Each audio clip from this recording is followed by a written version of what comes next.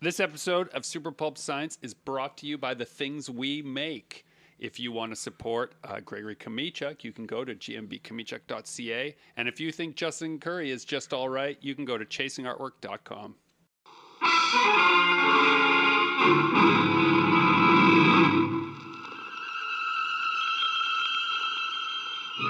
Attention, citizens. It's time for Super Pulp Science.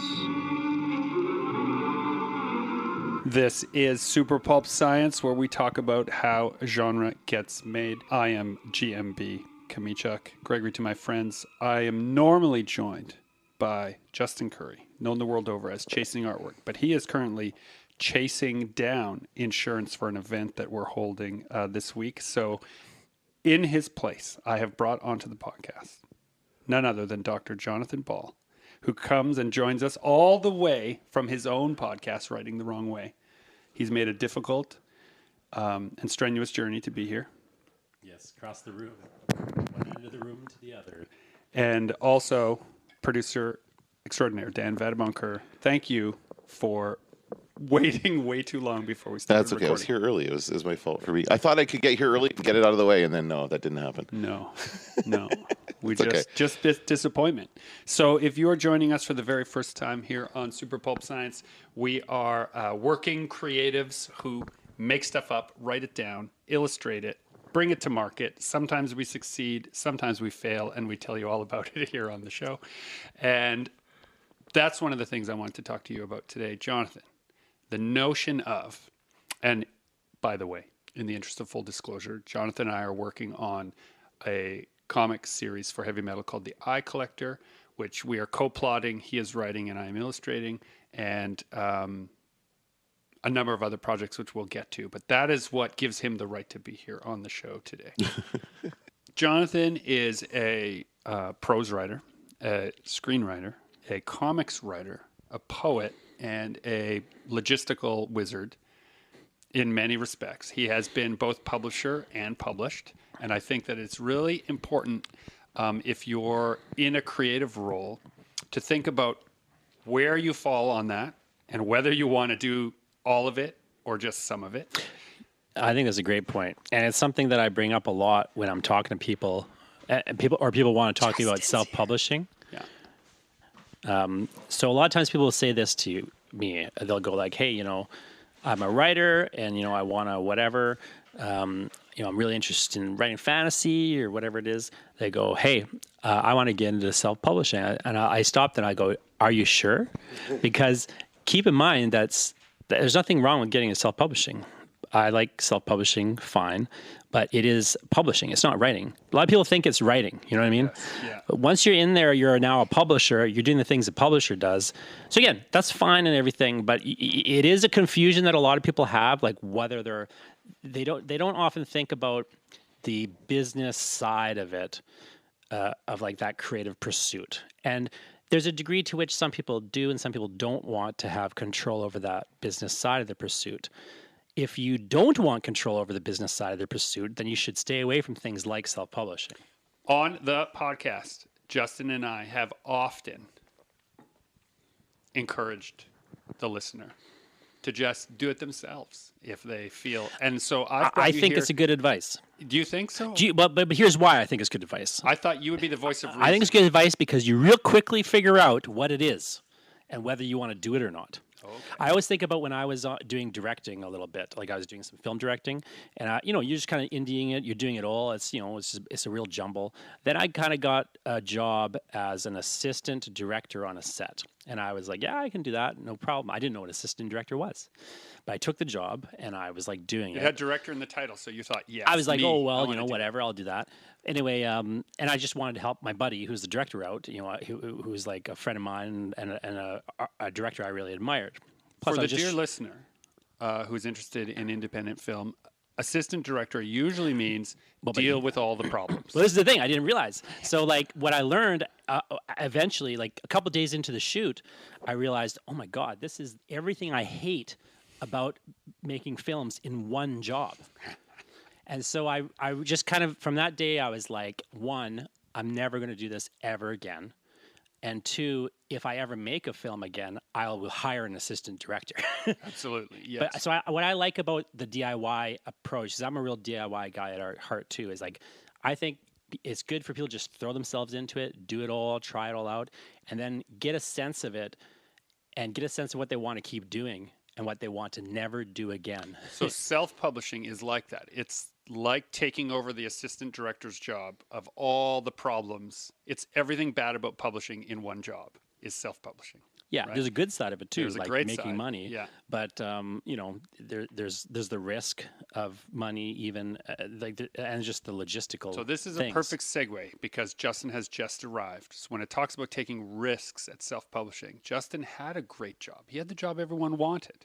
He got to make art and conceptual art for a video game company. Why would you throw it all away to go and make your own studio? Justin, thanks for coming onto the podcast. Sorry we sent you into the lion's den.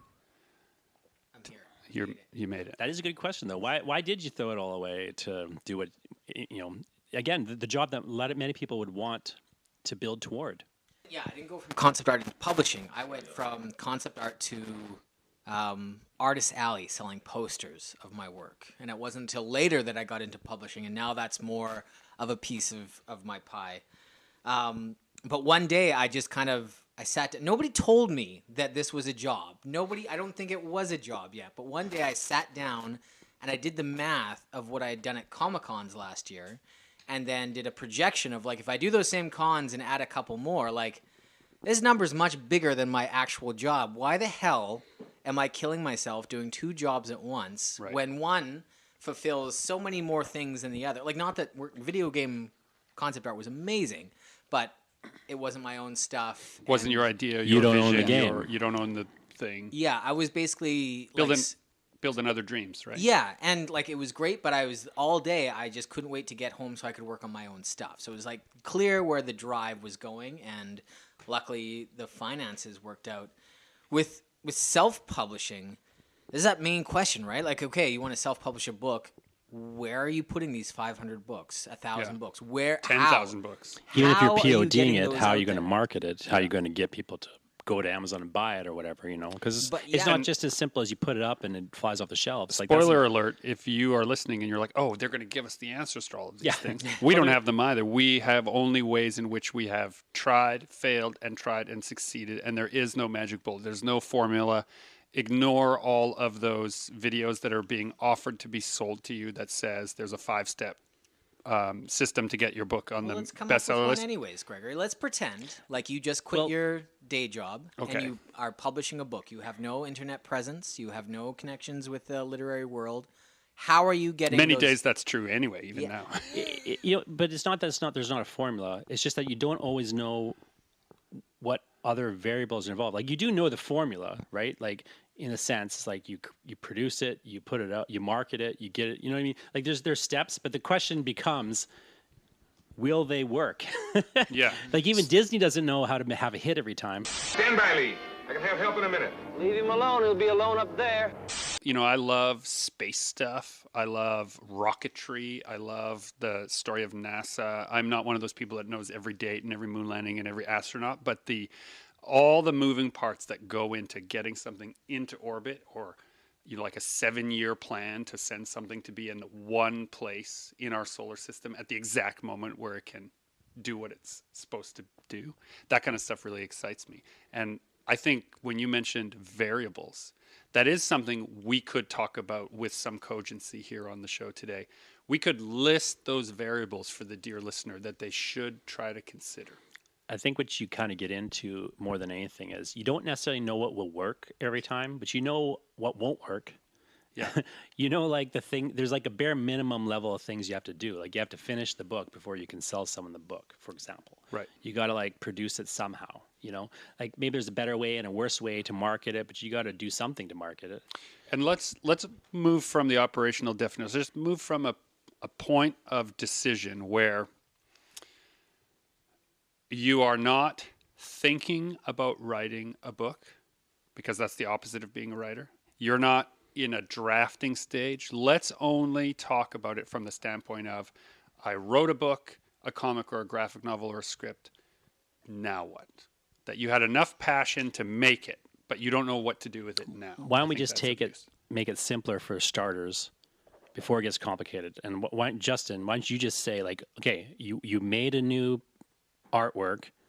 What's the stages of Okay, let's start exploiting that simpler. artwork for lack? Yeah, you finished a single illustration, and you want people to see it. What do you then do? Okay, so the first step is, because I am a professional artist, a digital artist, and the internet is a thing, I will post it. And I have accounts on Facebook and Instagram and DeviantArt and Reddit and Behance, ArtStation. Like there's a whole Imager. there's a whole like OnlyFans. There's a yeah. Pornhub. Well, Patreon, really. Yeah. There's a whole long list of where it automatically goes out, and hopefully, and then I kind of like sit back and I gauge the response, and sometimes it's positive, sometimes it's lackluster, and again comes down to the like point in the sky, like you might just submit to the internet on like a bad day or like an exciting news cycle where something else is going on, and I've had pieces get 0 reactions and then repost it later as like a throwback Thursday or like as a collection of something else, and it gets a huge response then. So it's kind of nice, like with in that realm of digital, you have that chance to try it more than once. Right. But it goes that same thing. And there's no rhyme or reason. I've been doing this for over a decade. I have no idea why some go viral. Okay, so and some Can do you not. let's pause it for a second. I was just going to do the same thing. Go ahead. So just to take a simple example. So let's say, that skull, Terminator skull flower thing that you did. Just it doesn't have to be that one, but you made an artwork like this. You're posting it all these places, and you're just kind of getting a feel for like how people are responding to it at that point. So how do you kind of like take that, move beyond that next? Like what's, because the goal here, just to clarify the goal from a business perspective. Yeah. So forget about the art perspective for a second, but just like in terms of having a business and a career with this stuff, what you got to do is figure out how to take that. I know this is what Gregory wants to talk about. Take that Asset. thing and turn it into an asset. And so just to kind Not of an ass thing, but an asset. Yeah, an asset. So, and then in business terms, an asset is a thing that creates cash flow for you. So how do you go past that step? But let me further clarify for the dear listener that at this point, it's liability. No, at this point, Justin already has a system which he discovered a while back. It's better if we rewind to young Justin's point of view, and I'll give young Gregory's point of view as a author starting out also, I made a thing and I don't know what to do. What did you then do? Then now you have this network. You have a dozen places where you can get feedback. You have 25 plus public events where you can bring it to, and it is already an asset. Justin's already in a place none where of those things used to exist. Assets do work for him the moment he's finished. But let's go back and assume you have nothing. I'm not exactly sure where you're trying to point me here, but maybe, like for example, if you want feedback, if you want engagement on your social media platforms, you need to engage in that community. When I started out, like DeviantArt was a big one back in the day, right? And it was all about trying to get the piece seen, trying to get comments. I wanted traction on my artwork, and it wasn't really getting any until I really started participating in the community and like commenting on other people's stuff and engaging in forums and stuff like. Then the community like gave back. So I think a good starting off point is you can't just expect to throw it out there and get all the accolades. You have to put in some work in that community before the community is going to give it back. So by the time you're putting this thing out here, though, like, have you also, is this when you're getting just the reactions, like what do people think of it in a broad sense? Is that kind of a point before you're like, are you trying to judge whether or not you're going to spend more time doing things like making canvas prints or printing a bunch off to take shows or putting it up in your store? Or have you already done some of that stuff and then you're trying to get people toward it? Or what are you kind of thinking? Yeah, like now as just a general is general practice. As soon as I post a piece, I also have it available online because people are fickle and they forget things often. And if they see something they like and they can't immediately buy it, they're not going to remember to come back in a week now that it's up on my store, right? So really your next step is setting it up on the store, and then you're posting it everywhere. But so here's a really important thing that Gregory and I have learned from doing a lot of in-person events and posting online is reactions online versus in-person purchases have very little to do with each other. Almost no correlation. Yeah. Right. So if a piece gets like very little online traction, I actually get excited because that usually means people will buy it in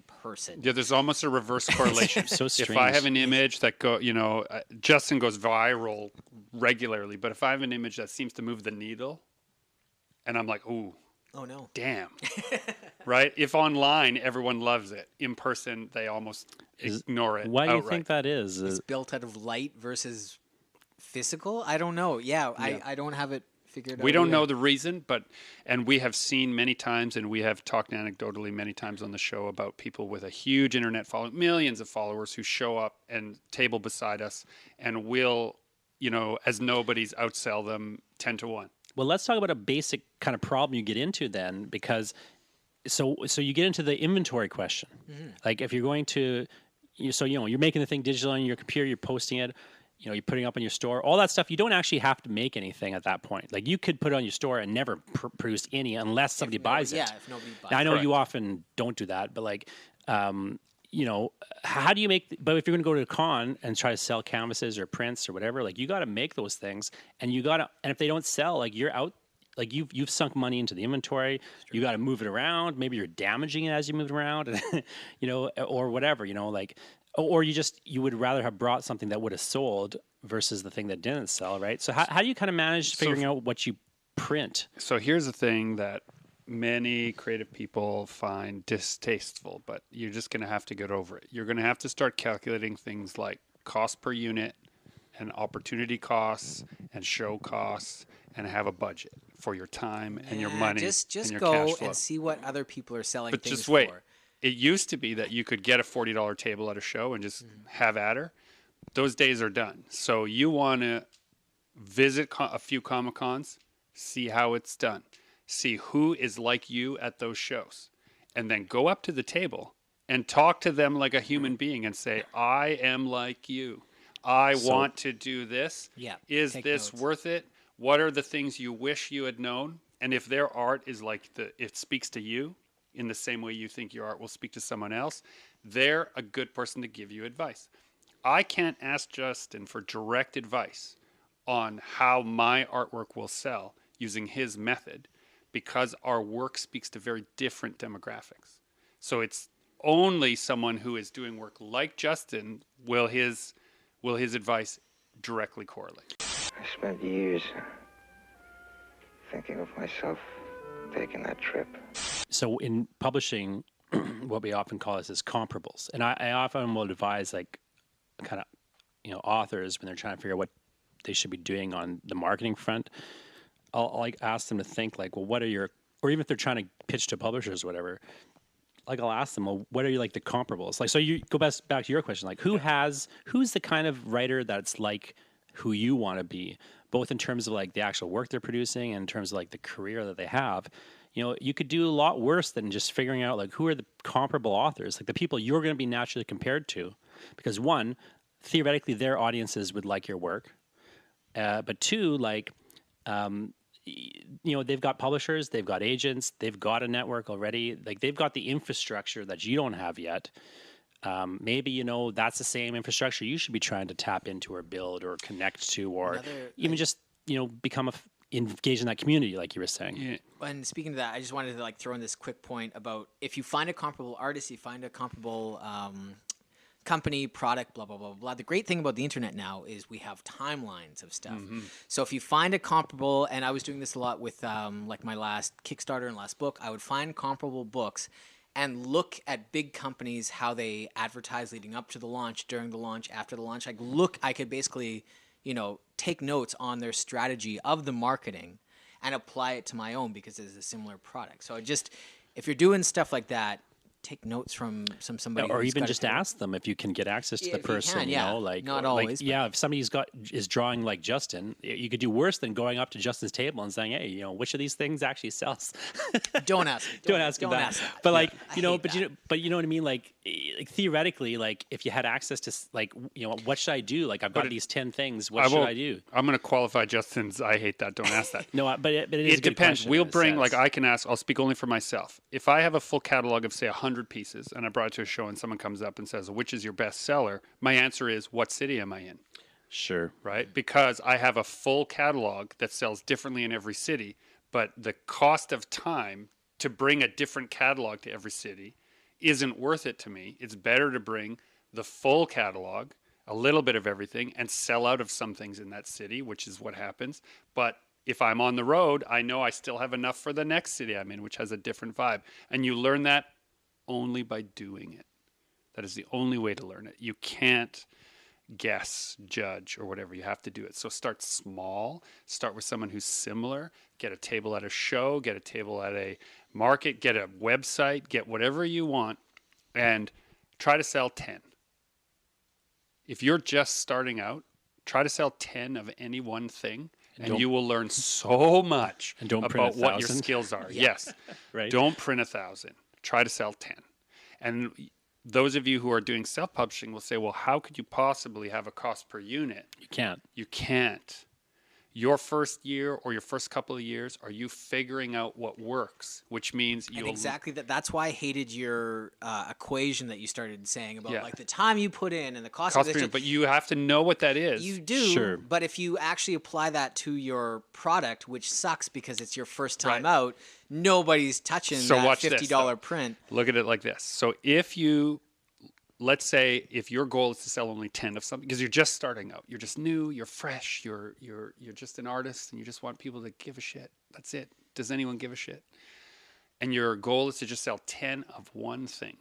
Then you may lose money on those 10 things in order to print them big enough that people will notice, put them in enough places that people will notice. But the movement will give shape to form in the effort of figuring out how to print them large enough, figuring out what it costs to print them, figuring out where to print them that's convenient to you, figuring out what shipping costs to get them to you, figuring out how you're going to logistically get them to a show. You will learn something much more valuable than whatever you earned from those 10 pieces. And that you will now apply to your cost per unit, your cost for time, all of those things that help make the business run. You can only learn by failing at it a whole bunch of times.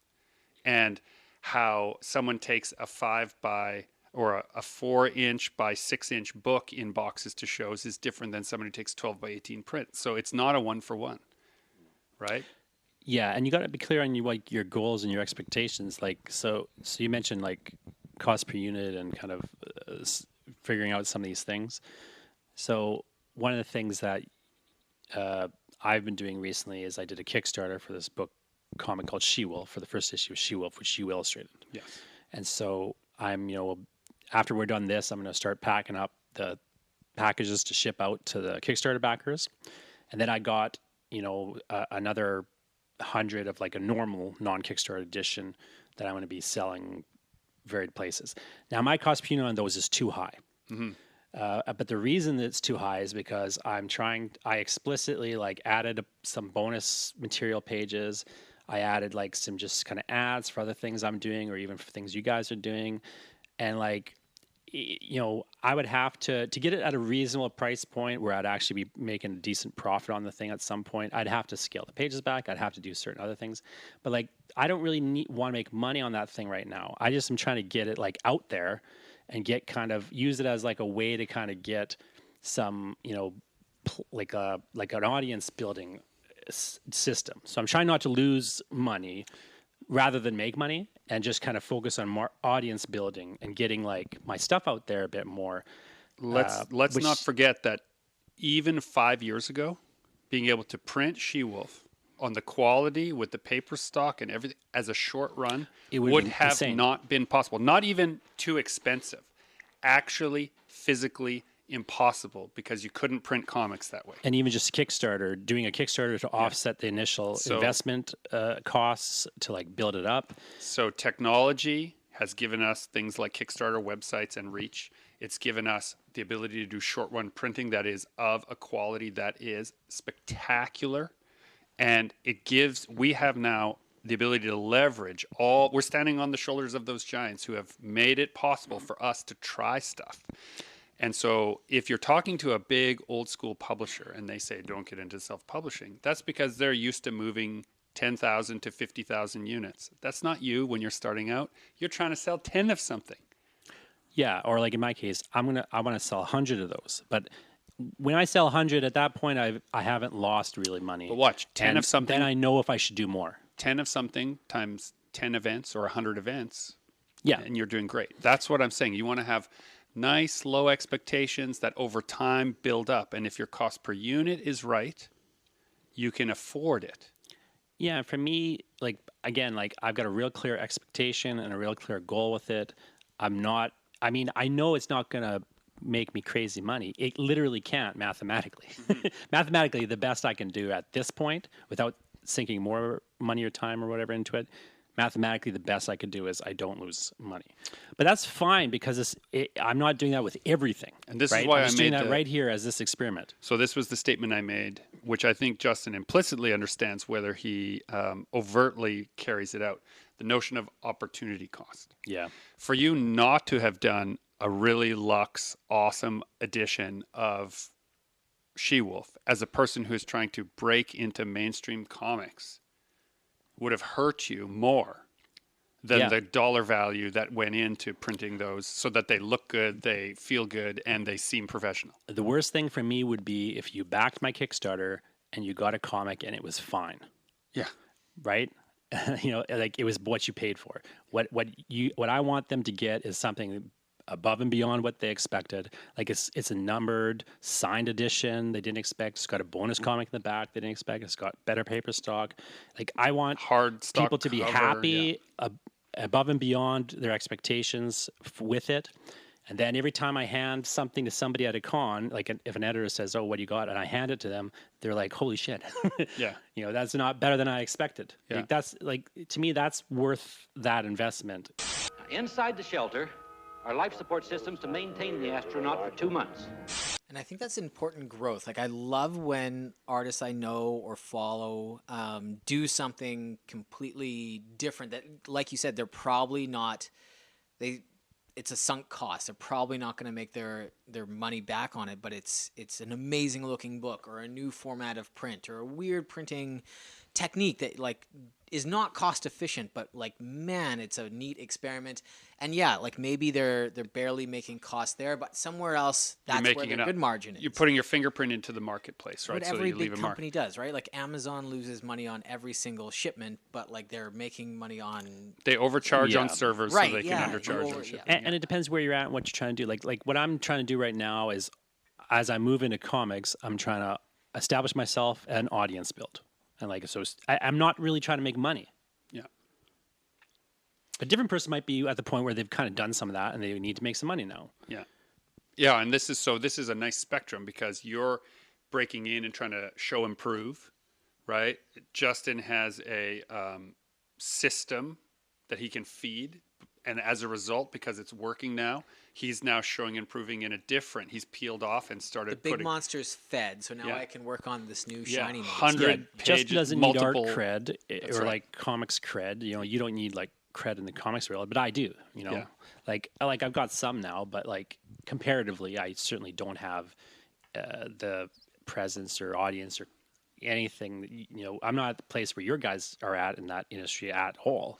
Well, and where we're at in that industry is always tenuous at best because you're always judged by your last work or your last deal or your last NDA that you signed. Like these are the things that make or break you, and so often a person can get caught up in, like, for example, if I had just said, okay, great, I signed with a company, I signed an NDA, I've got a great project I can work on, I can just quietly work on that for a while. That would have an enormous opportunity cost for me. it would cost me too much not to also produce my own work as a short run and have it out available for editors to see.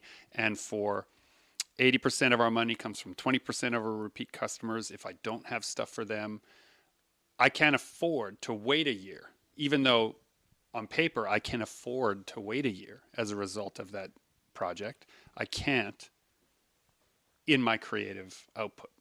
And so what that means is all the stuff I worked on just for fun, just for me, I am now printing as single issues of comics so that I can have them available at the show. So when people say, oh, I thought you'd have a new graphic novel out by now, they won't have that conversation. They'll say, oh, you have these 5 things. Wow. Yeah, because your biggest asset is your audience, ultimately, right?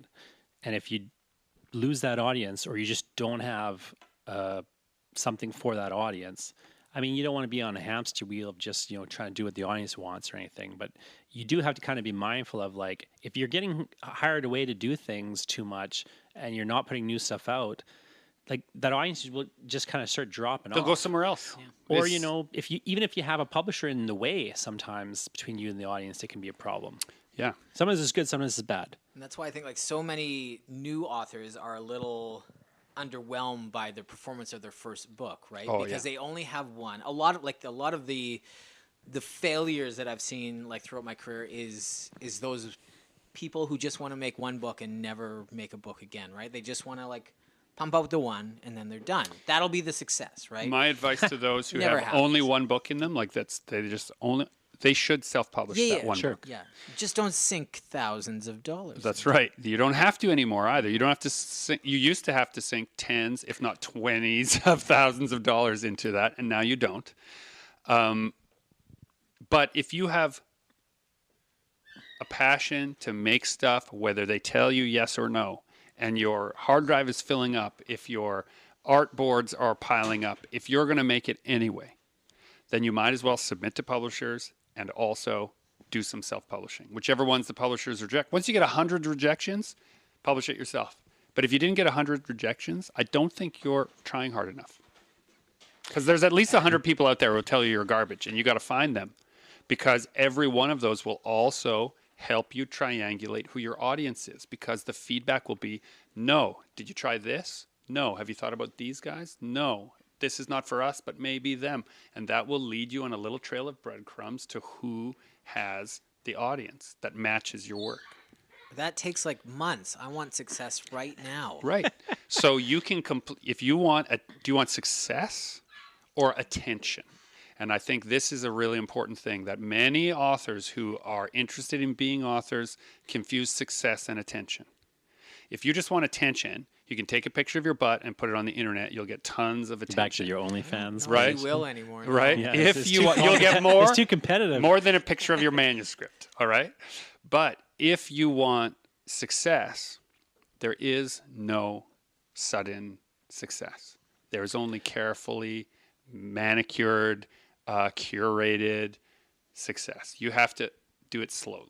The overnight successes aren't. Like our friend Sylvia Monero Garcia is like seen as an overnight success. Yeah. It's being seen as an overnight sensationalizing. success. She wrote 5 novels, which were all published before the big one that Amazon picked up. And Yeah, she's been working hard for a very long time. And she'd be the first to say, like, be angry that she would be seen as an overnight success. But that is how people want the myth of the artist as special. They want to see that myth as the reason they stay in their job because they're not as special. And so they don't want to be told, oh, I just worked as hard from 5 to 9 as I normally do from 9 to 5. That's not nearly as exciting as I won the lottery. Yeah. Yeah. Well, I mean, and some people do win the lottery, but again, you got to have the expectation in line with like reality on some level. And like, I never felt like it did a service to anybody to be like stuck in the delusion land of like, oh, this thing is going to mean this, or just like, and there's two sides of it. There's like the people who think they're going to be successful for no reason. You're right. Like, but there's also the people who think like they're unsuccessful for no reason. Do you know what I mean? You have to separate, I think, too, as a creative person, this work is the best you'll ever see from this is the best work I made that I can show you. And that is where I try to separate my efforts. I'm proud of the work I did, but I don't think it's the greatest comics ever made. They're the greatest comics I can make. And that's what I'm doing. I'm trying to do the best I can every time so that each time it's better. And that's all the effort I can do. Everything else is not up to me, whether the audience shows up or not. Well, but it is to some degree. Like there's things that are up to you and there's things that aren't. So like what I mean is like a lot of people will get mystified by the success of others and they'll wonder why they're not successful. Mm-hmm. And it could be that their expectation is wrong and that's why they don't feel like maybe they are more successful than they think.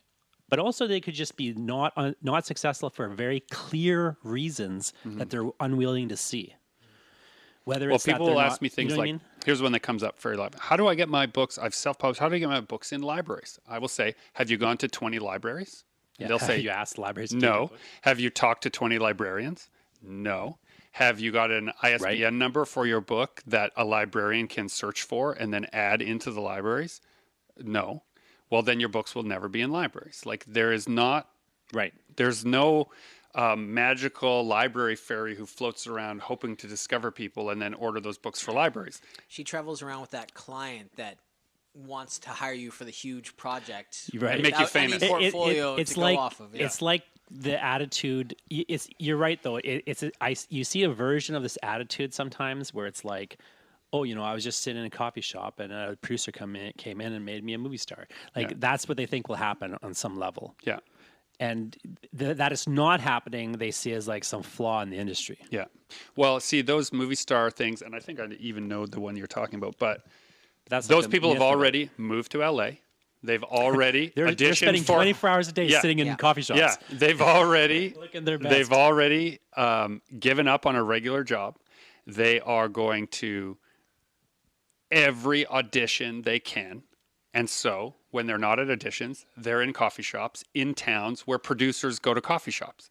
And that is what the opportunity cost is. If I'm showing this process in my TV show or in my movie, I'm not going to waste 10 minutes showing all that hard work. I'm going to make it simple. And girl in coffee shop found by this guy, and now we're right into the scene where she's right. Engine start. 8/10 G's. Vibration building. But there's that mentality sometimes people have where they don't feel they don't really understand, like, and I get why they don't, because there's a weird industry, whether it's publishing or other art industries. There's an investment inside the industry in trying to keep it obscure. Absolutely. And especially in publishing, there's this investment that publishers have in making you think the authors they're publishing are geniuses, and therefore they want to hide the process. I mean, I've never liked that, and I've always... A reminder that this is not a conspiracy, dear listener, of publishers. What happens is if you have a group of 100 people and their goals align, it will have the appearance of conspiracy. So if you have 100 publishers whose goals are, we need to gather as much IP as we can so that we can borrow against that IP, right, as a loan, then you end up with authors who are signing away their rights constantly and getting nothing for their IP. It's not a conspiracy. It's just a aligning of people's interests. And the ones who are getting something, often, again, it's in the interest of the publisher to present that person as a genius. Yeah. And it's the interest of the publisher. And I'm not even saying that they're doing it. They may even think the person's a genius because they're not seeing the person, like they don't know how that book got written. They just bought it. Yeah. You know what I mean? Like, and they're like, well, this thing's great. It's like, they don't buy the version that's terrible. You know what I mean? Like they just buy the good version and then they publish it. And then they're like, well, here's a brilliant book by a brilliant person. So there's nothing like... Yeah, because you never see a book advertised as well-written, only best-selling. Right. You know, it's never like a well-written novel. Or if it is well-written, they advertise the writer as a good writer. Do you know what I mean? Like they transfer the quality to the person because it's more marketable to present. From the writer of this past success comes this new... Exactly, right? Yeah. And so like... I understand why it happens, but what it kind of results in ultimately is people don't understand like the work that goes into making a thing, and they don't understand like the business side of it either because it's all just obscured. Is it the difference between people thinking that if they get famous, they will no longer need to have a job, instead of realizing that A lot of people your who are real famous goal don't have should money. be to have a job making things? Like, that's my goal, is to have a job making things, to have stuff to make every year. And some of it is a success and some of it isn't a success, and some of it reaches a broader audience and some of it doesn't. But as long as the total on the bottom of the line is enough that myself and my family can live, I consider that to be a huge success, right? Because it's like 2% of writers in Canada can live off their writing income. I'm not Right. sure, but it's low. It's something like that, if that high. Right? So keeping a consistent living wage is like the best. Whereas people we know who got huge international deals got huge payouts once and then could never follow up that success. And so that was the end of their career, and they had to go get a regular And job. they don't tell you Yeah. that when you get that big payout once, it half of it goes to taxes. Like, they don't tell you things. Well, it gets paid out in 4 installments, Yeah, usually. But and half of it will go to taxes. Yeah. And then if you don't make that, you'll never get it again, right? You always get lower.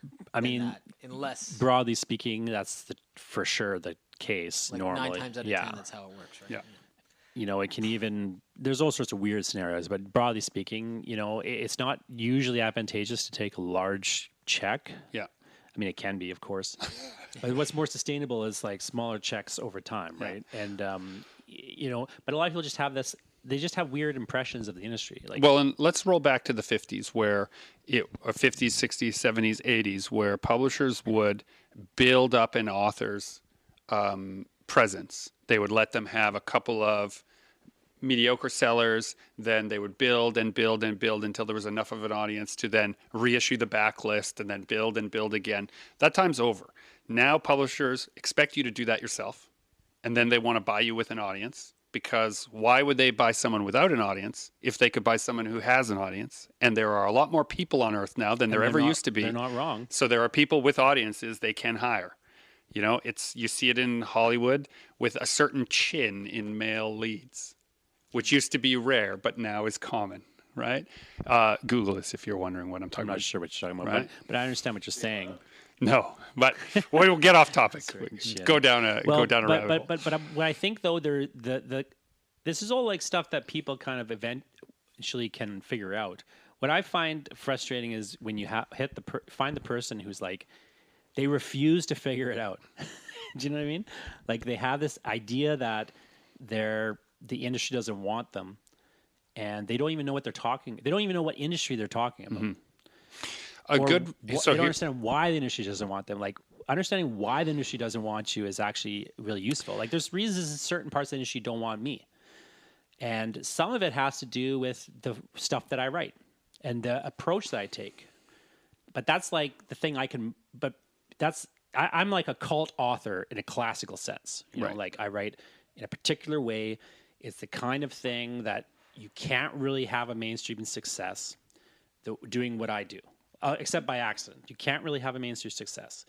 So the strength of that is if I recognize I'm a cult author and a niche author, and I'm not pursuing a mainstream success, and I'm instead building an audience. Then I've got a connection. Like, that's like an audience that has potential to really support me. Yeah, like it's an punk audience music. I can take from place to place. Yeah. It's where I can do more DIY stuff, or I can work with indies. The question you get into with me is like, well, why would a large publisher want to work with me, and why would I want to work with a large publisher? And so, like, there's reasons why I might want to do that, or why they might want to do it, but everyone would have to approach it from like, okay, this is where we're going to go with this thing. Like, it had to be very precise, but like, there's no, but where sometimes people in a position like me they'll take the attitude like, well, I'm so good that I should, get this. It's like, well, I realize that I'm good, but I don't necessarily deserve that. You know what I mean? Well, here I have a great example this is a personal example, an observed, lived experience of an author who was at New York Comic Con. They were across the aisle from me, and their book on the inside was actually objectively a page turner. Really good novel, but it had the worst cover you could imagine. Just so amateur. The writing was amazing, and the graphic design and the cover was so lackluster. And I watched this person. They did everything right. They were asking people to pick up the book. They were asking other people for feedback on the book. They were asking, and New York Comic Con, PS, is full of editors and publishers. And if you want the harsh truth, you can ask for it and you will get it. And they were getting it. And I was across the aisle listening to them get it. And like 25 different people told them who are in the industry, You change the cover? change the cover. You will sell your book. They're like, why is my book not selling? They're like, the cover is terrible. And they said, well, I made the cover. I want to keep it. There you go. So fine. But just acknowledge it. That's what's happening. If instead they had said from industry professionals, if they had said, okay, well, then I should hire a different, I'm clearly a good writer and a bad graphic designer, right? You have to sell your strengths and buy your weaknesses. And I think a lot of people forget that, right? Well, and just the self-awareness, like, I could do X, Y, and Z and be a more marketable, more mainstream writer, but I don't want to. Yeah. So that's fine. Because I won't do it, I don't expect those mainstream successes. Yeah, there's a cause and effect relationship Yeah, between and your choices. It's not that I would instantly get them, but like I know what the weaknesses and strengths of what I'm doing is. Yeah, we've been cracking the Kickstarter code, and we won't discuss it too much here, but there's a certain kind of cover that you can have in the comics market right now, which I am qualified to create, but as you have previously said, I don't want to. So yes, I would sell more copies if I had a cover like that. Kickstarter, yeah. But I don't want I to. know what you mean. So I don't want to hitch my wagon up to that star at all. And so you live with the results that you've chosen. Shaking badly. I don't, can't tell if she's going to hold together. Hang on! I'm not mad no one's giving me Spider-Man. Like, I know why they're not giving me Spider-Man. Yeah. Not that I wouldn't do a great Spider-Man. And maybe one day, I could slot in to do a cool Spider-Man miniseries, but you know what I mean? Like, I get why it's not coming my way. Right. And I don't expect it to. And there's nothing, Marvel's not dumb because they won't hire me to do Spider-Man. And there's a separation. See, what we're doing here is we're intentionally not talking about the artistic merit of the work, because the assumption is it had artistic merit and that's why you made it. It had to you some artistic merit, and so you made it. But now that you made it, what do you do with it? That's what we're getting at. Yeah, and so like I don't know, like I have a different attitude towards it perhaps than some people, because I'm very about the idea and like where does the idea want to go, and I want to go to the end of the idea, and is the kind of way I like to phrase it. You and I are similar in that way. Yeah, and so at a certain point in that, I kind of start to because I have an education in the industry and stuff. There's a certain point in the project where I'll kind of realize the things I could do to make it more marketable. Yeah, and it's not that I'm against that necessarily, but it's just like you start to see where you could turn it, and you start to see where it could go, but then you also kind of have to. You also start to realize like where it wants to go is not necessarily in those places, and so you almost get into a discipline of like, for me at least, I kind of have to like be very disciplined about making sure the thing goes where it wants to go, and not so much where I want my career to go, if that makes sense. Yeah. And if the two things line up, that's great. But I have to be very disciplined about it. So like with the She-Wolf project, for example, like I know that like it's a much more vicious than I would make it if I was trying to make it more marketable. Does that make sense? Totally. As the person who illustrated it, I can say yes. Well, I even know your art exactly. style. So I was getting feedback on pages at one point from people, and they were saying like, this guy's really great at like this weird ethereal thing. He goes, but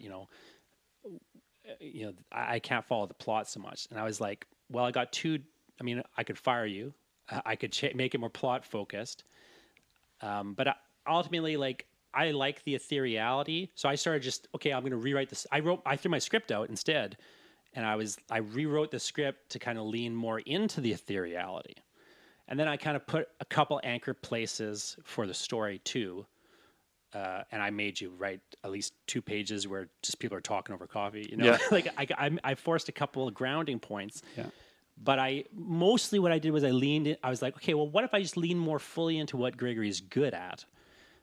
you know, That's usually like part of the formula of any big success is trusting your gut and going in this direction, not having the exact roadmap of every other success in the industry and trying to follow it verbatim, and not like, ooh, this would be cool, but you know what? That's not what Ghostbusters did, so we can't do that. Yeah, We totally. have to follow what the industry standard is. I have this.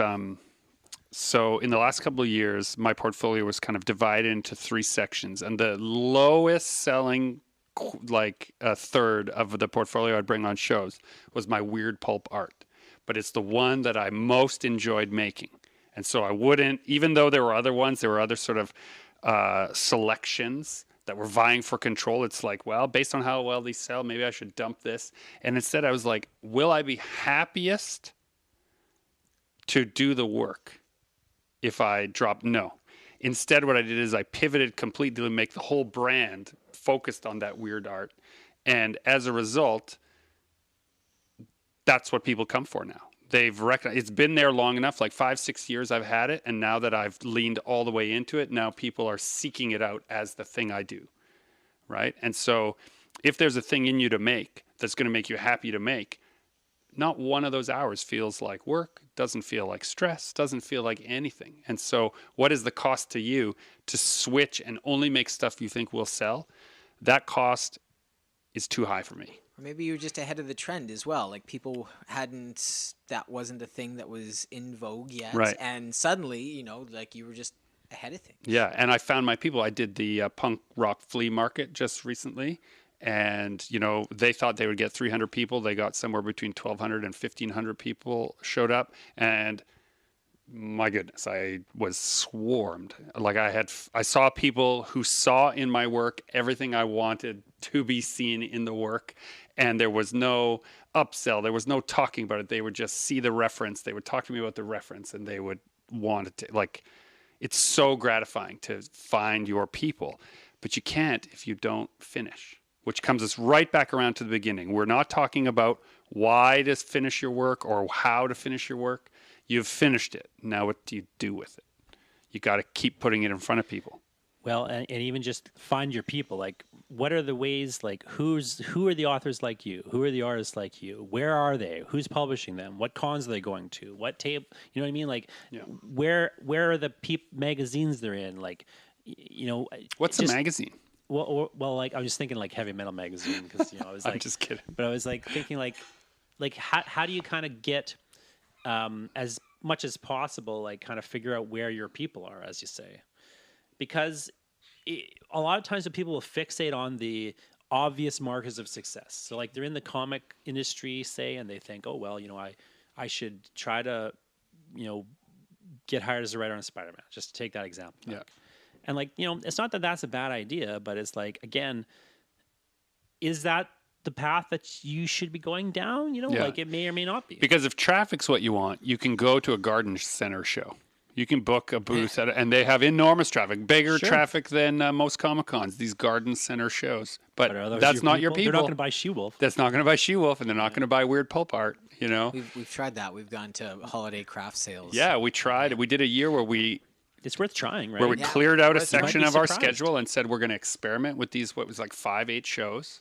A couple, yeah, and we saw the art tables, the art booths, vendors that were doing well, and we recognized if we want to succeed in this realm, we need to redesign and look like those guys. That's but right. ultimately, we didn't want to do that. Yeah. We didn't None want of to be us those looked guys. good in an infinity scarf, No. right? And so we decided those were not our markets. But when we found our people at those markets, seemed to them like the experience was like they were clinging to a life raft in the market. They're like, oh my gosh, you're here?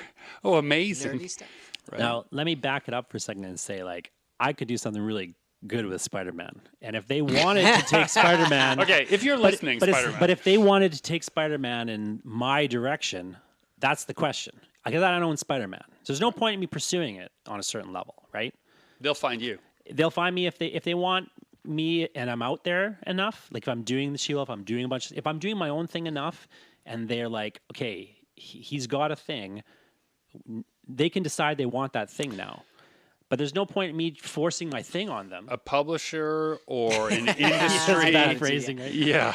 Well, I was just going to gloss You know what over I it, mean, but though? you brought the spotlight on it. It's any industry that has a quarterly report to generate is only going to reach out to people who are going to move the needle on profit.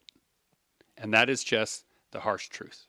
So if you have not already built up a way for them to be more profitable with you than without you, you're not going to get that phone call. And that is just the harsh facts. Since you're not getting that phone call, but you also want to make art, guess what?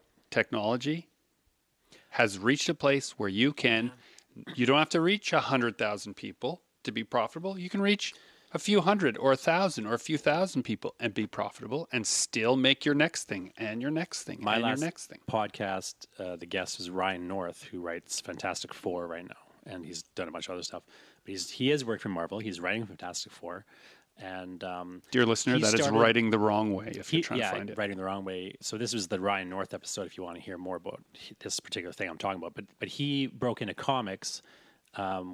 He wrote his first comic. It was the Adventure Time comic, and the way he got the Adventure Time comic job is he had been doing like this web comic called Dinosaur Comics for like 10 years, and just one of his fans became an editor and like was like, hey, let's just ask that guy if he wants to do Adventure Time comics. Like that's how he broke in. Because he had been doing his own thing for years and years and years. Yeah. He had been building an audience, and then like again. It's not he people could you do know this that kind get of you the tone. job. It's people you know who know what you can do. Yeah. Who get you the job. And they're like, he had never done a comp before, but like he had the voice that they were like, we want this thing to go in that direction. You know, you've got the voice to match it. So then they pull you in, you know? And that's the sort of, and then once you're kind of in there, you got a bit more flex maybe to kind of like, now eventually he got the position where he can be like, okay, I want to take Fantastic Four in this little different direction. Because now they know what he can do. Yeah, as opposed to like, you know, you match it. But like sometimes you're kind of in that position where like they're pivoting in a direction, they can pull you along, or they want something you've got or whatever. But for the most part, like you can't design that kind of thing. Like you kind of have to be doing your own thing and figuring out what works for you. And then maybe you get these opportunities to match up, you know. Okay, then as a final thought for today's episode, let's imagine that you have a 9-to-5 job and you need it to pay the bills, and that's great. We've all been there. We've all done it, and it's necessary, and sometimes it's even a job you like, so it's not so bad. Then from 5 to 9, there's something you want to do. You have to finish that thing. You have to finish it and then start showing it to people as a way to get that next step in your career. Talking about writing isn't writing. Talking about publishing isn't publishing. Talking about taking books to shows and getting them in library is not the same as going to libraries and going to shows. And you have to switch the verb from talking to doing. And ending on a positive note, like you mentioned earlier, Gregory, we are in a time now where printing your book has never been more accessible and cheaper than ever before. That's right. You can print 10 to 50 copies and try it out. Yeah. That even 5 years ago, that was a tough thing to manage. Yeah, absolutely. So I will say this then, before we wrap it up. If you are listening to this episode and you want to reach out to us in some way, you can find us on social media. You can find us on our websites. We'll tell you everything we know. All the printers we know, we'll send you the list. All the ways that we do it, we'll send you the list. We are not interested in keeping secrets from people who want to try things. We're not going to hold your hand to do it, but we'll send you the links to how to look it up Social yourself. security number and Yeah. his home address. Yeah, and home address, his phone social security number. send Just him an reach email. Send the out. list. This has been Super Pulp Science, where we talk about how genre gets made. This is Gregory Kmichuk, encouraging you to join the fight and make comics.